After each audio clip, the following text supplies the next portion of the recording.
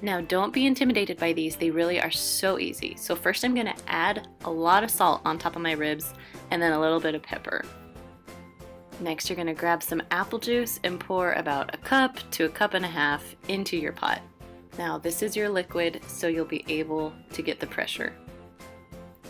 Now my Instant Pot is a 6-quart and the ribs I'm using are beef ribs, so they're actually a lot bigger. But if you're using pork ribs, you can put them in your Instant Pot just like this in any size of Instant Pot. But because my ribs are so big, they don't fit that way, so I'm gonna show you how I put them in. So first you're just gonna cut them right down the middle. Try not to cut the bone and try and make the meat as even on both sides if you can.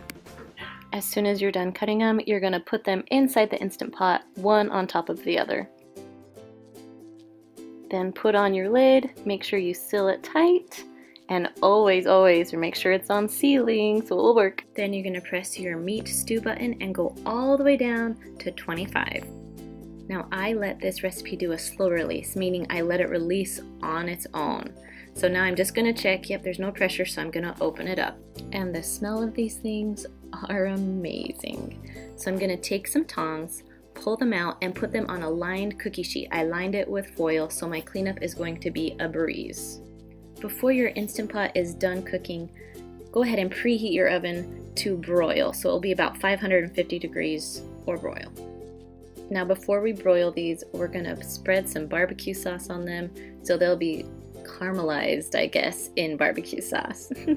So I just did a few squirts of barbecue sauce. You can use any kind of barbecue sauce you like, and then I just spread it around so it will be pretty even on each rib. Then when you're done, stick them in the broiler for about 2 to 4 minutes. You need to watch it so it doesn't burn your ribs. Now instead of just dumping this applesauce, I'm gonna put some potatoes in it because I'm gonna have mashed potatoes with my ribs. This is totally optional, but I'm all about easy side dishes. When you have your potatoes in, you're just gonna turn it, make sure it's sealed, then you'll push manual. You're gonna go up to 15 minutes. While those are cooking, my ribs are done and they look amazing. Now because I only put a few potatoes on, you can do a quick release and it won't splatter everywhere. So there you go. So I just took them out, I mashed them up with my potato masher, and there you go. You have ribs and a perfect side of mashed potatoes.